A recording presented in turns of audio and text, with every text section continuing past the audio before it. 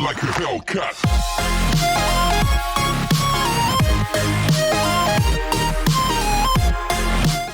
Before we get started, I have a favor. If you enjoy my content and want to see me continue to improve in both quality and size, please check out my Patreon linked in the description. Any amount helps and it is greatly appreciated. There are so many rewards for each level of donation, so go check it out. Now back to the video. Hey guys, this is Matt the EmeraldAvenger, and today we begin part 1 of 3 of a mini-series on YouTube within the In My Opinion series. In this mini-series, we're going to go over what I see are some of the biggest issues with YouTube as a platform. From creator treatment to industry favoritism, this series should cover most topics that relate to YouTube. If I, for some reason, have more opinions after the 3-part series is over, I will likely revisit it as well. Today we will be discussing the flawed and easily abused copyright claim system, and more specifically, the recent industry disease called Jukin media. So without any further ado, this is my opinion on Jukin media. A few weeks ago, a channel named MXR Plays came out about apparent fraudulent copyright claims and extortion as a result of a clip and meme they showed on their channel. The culprit was a California-based media licensing company called Jukin Media. Like previously stated, Jukin Media is a media licensing company, which means they buy up memes and video clips from original owners and promise royalties. Then, they will resell these clips to creators and news stations to display on their platforms. On the surface, this is not bad or in any way immoral or illegal. It is actually a pretty decent business model. But one of the other things they do is retroactively claim videos that feature these clips, regardless of when the video is uploaded compared to the purchase of the clip. In addition to this, the ransom they put on the video to remove the claim is often outrageous, sometimes entirely locking down or destroying channels and pages. They also lie about some situations, in which they extort creators who have already paid the ransom but either never lose the claim, or have the video reclaimed, or have future videos claimed for featuring the same clip. These later few situations are what have led to the recent controversy, and are what have affected MXR Plays, Tyro Magnus, and various other YouTube and social media personalities and creators. These actions in and of themselves aren't illegal, unfortunately, but are highly immoral.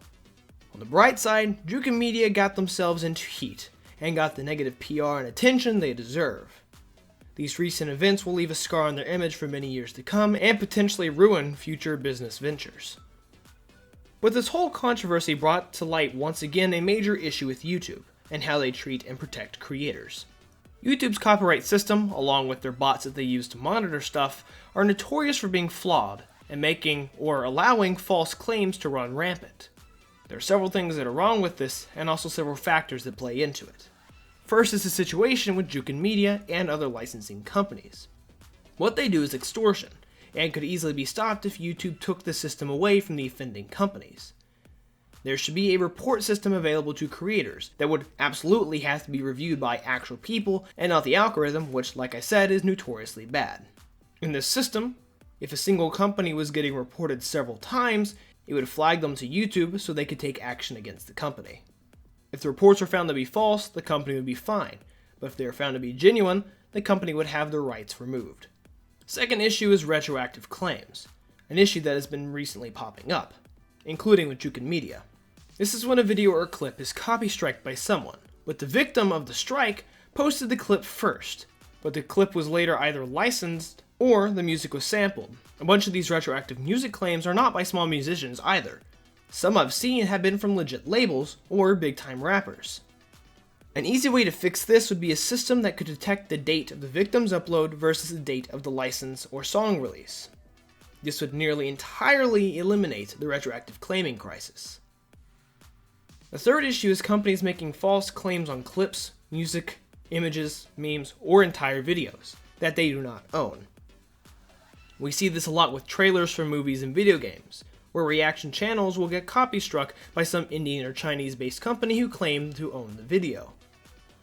YouTube is slow to review and handle these situations, and it's sort of strange considering it's illegal and these companies are actually the ones infringing on the copyright by claiming the trailers, which are, for information, fair use.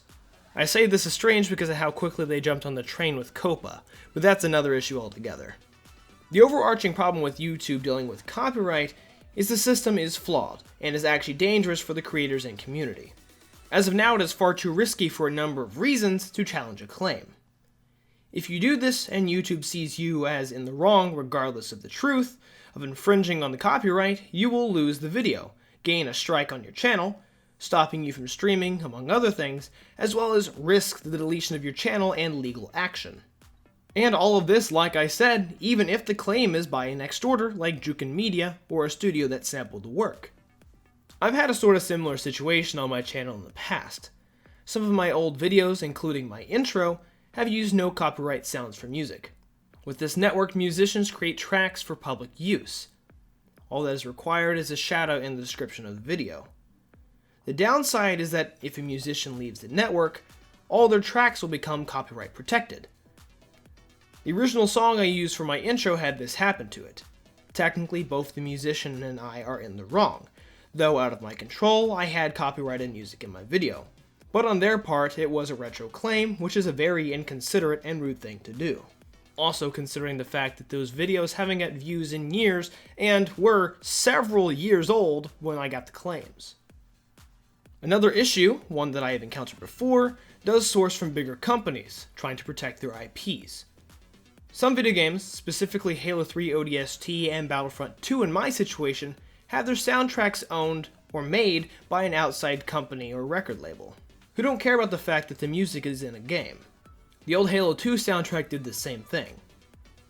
These are issues that aren't necessarily the fault of YouTube, but instead the oversight of specific companies and record labels involved, but YouTube could still make changes to alleviate this. If you know anything about YouTube, and you do make videos, if you put them in the gaming category, you can select the game that you are playing while uploading.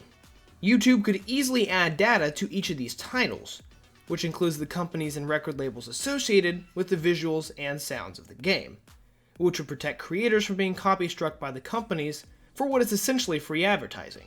Nintendo and Disney are for some reason the worst about this issue. So in my opinion, Jukin Media, and by extension the whole of YouTube's copyright system, is a problem with YouTube, or one of the three main problems I should say. So in summary, YouTube has a copyright issue, but this issue could be easily solved if they would just sit down for a few days or a few weeks and fix it.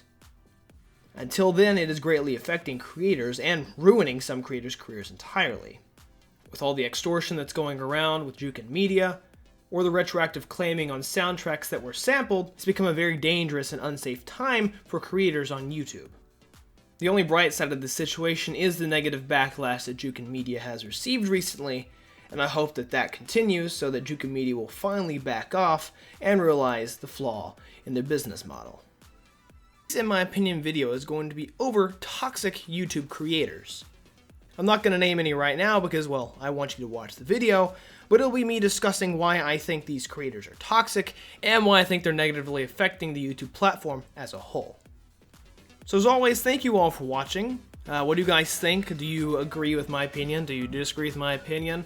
Do you have any further opinions to add to it? As always, leave all that in the comment section below or go to my Discord server for the specific channel involved with this. So please like, comment, and subscribe for more content. Go follow me on all my socials to keep up to date with me on the channel. Go to my Discord, like I said, to join the conversation, and go to my Patreon if you feel like supporting me. This is EmeraldAvengerG. Have a nice day. Stay safe. Tune in for, not next week, but the week after's episode of In My Opinion. Peace out.